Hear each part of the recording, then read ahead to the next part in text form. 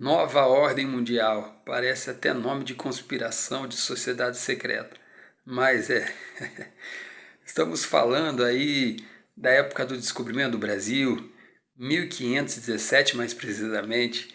Na Europa, mais precisamente na Alemanha, começa a famosa Revolução Protestante. Lutero tem ali seus 95 questionamentos expostos em relação à única igreja da época, que é a Igreja Católica, e dali começa uma guerra que vai se estender por mais de um século. Então tem dois polos, ali os católicos, que a palavra católico significa universal, que nós estamos falando da Europa, que é o centro político, que é o centro comercial, que é o centro cultural do mundo. Então tudo ali, todas as pessoas que estão nesse território são católicos. Agora tem os protestantes, a partir de Lutero. Pois bem, e o cidadão que não crê na Bíblia, não crê no Cristo, que ele faz? Se ele se manifestar, ele apanha dos dois lados. Então ele já está perdendo de 2-0, que de um lado está a Igreja Católica e do outro está os protestantes, ambos cristãos. Então eles se organizam em sociedades secretas. Exatamente, eles precisam ficar ali em oculto para poder sobreviver. E eles começam, obviamente, a desenvolver um plano para virar esse jogo. Tá 2-0 ali, eles estão... então tem os cristãos, eles são os anticristãos. E eles têm ali, então, nessas sociedades secretas, um ambiente onde eles podem respirar, eles podem pensar fora do Cristo. Pois bem, então nós estamos falando aí já do século 17, 18. Se desenvolve um movimento que é conhecido como Iluminismo, o século das luzes, o tempo de esclarecimento. Antes desse período, nós tínhamos então até a Idade Média, que vai dar em torno aí desse descobrimento do Brasil, essa época de Lutero, as navegações, a Revolução Protestante são marcos dessa transição do fim da Idade Média para a idade que nós chamamos Idade Moderna. Então, uma característica da Idade Moderna é o relativismo.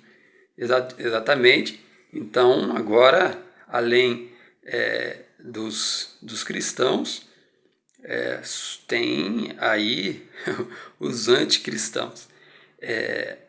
Vai acontecer na sequência, aí, em torno de final de 1700, a famosa Revolução Francesa, que vai colocar então um novo marco para o mundo. Estou falando numa panorâmica histórica. Aí vem um cidadão, sociólogo, um dos pais da sociologia, que é Auguste Comte, francês. A França e a Alemanha eram aí os dois países que mais desenvolveram as sociedades secretas, que se tem conhecimento. Então, tinham na França e na Alemanha, havia muitos pensadores além de Cristo, ou anticristo. Pois bem, o Auguste Comte, ele desenvolve o pensamento conhecido como positivista. Então ele faz um desenho, esse panorama histórico, e ele coloca a humanidade então em 3 fases. A primeira fase ele trata como se fosse a infância da humanidade, que é a infância, ela é religiosa, que é a galera lá que viveu nos primórdios da humanidade, os nômades que viviam nas cavernas, nas florestas, que ainda não tinha muito desenvolvimento, né? Na Grécia se chama de pré-socrático, né? Então esses povos que eles tinham na religião, ou seja, nos seus deuses, eram mais de um, né? Cada deus ali representava um elemento da natureza e vice-versa, né? Cada elemento da natureza representava um deus e assim se explicava a física, né? A forma material do mundo. Então ele vai colocar agora que a segunda fase, nesse desenho histórico da humanidade, será então a juventude, que a humanidade já estava passando da juventude, né? Que é o período metafísico. Metafísico é além do físico, né? Além, que é o sobre a física, então, que é um pensamento já mais elevado, porque você não busca só na física, no elemento físico material, a explicação das coisas. Você acredita que há algo inteligível, inteligente, alguma ideia que está ali produzindo aquele elemento. Então, nessa fase metafísica, né, ele coloca, seria então as religiões, né, sobretudo o cristianismo, representado pela então Igreja Católica, e agora a nova igreja que existe também, que é a Igreja Protestante. Então, ambas, e todo esse pensamento que busca no além da física, né, algo que não está visível, sendo o causador do que é visível, seria esse pensamento ainda metafísico. Mas a humanidade atingiria agora nos dias de Comte, né, já passando do século XVIII para o século XIX, agora que já ocorreu a Revolução Francesa, o Iluminismo, que está em busca da racionalidade, né, que tem como um dos seus princípios a racionalidade. Então agora estaria vivendo a maturidade, e que a maturidade, sim, da humanidade, na visão de Auguste Comte, do positivismo. Positivismo seria esse estágio de maturidade em que, enfim, a humanidade teria felicidade, teria, assim, um conhecimento maior, e isso traria, por que não, né, reafirmar ali o que disse a Revolução Francesa, né? Liberdade, igualdade, fraternidade. Muito bem, a ideia soa bonito.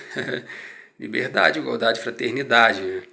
É uma propaganda muito, muito eficiente, que traz aí então, principalmente, sobretudo, como eu falei, na Alemanha, na França, né, na Europa, que é o centro cultural, político, comercial do mundo, está trazendo uma propaganda nova, está desenvolvendo, aí, divulgando, propagando esse pensamento novo.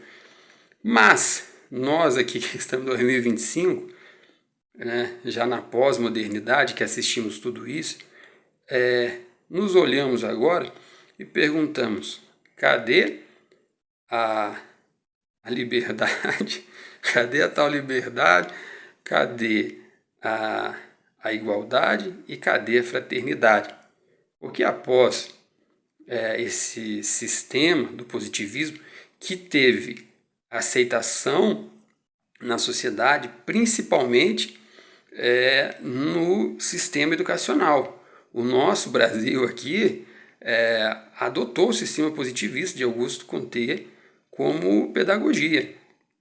Esse lema da bandeira ordem e progresso é um lema positivista, baseado na racionalidade, o que não coloca a questão espiritual em discussão, somente a matéria, e a partir da matéria a gente chega a alguma conclusão.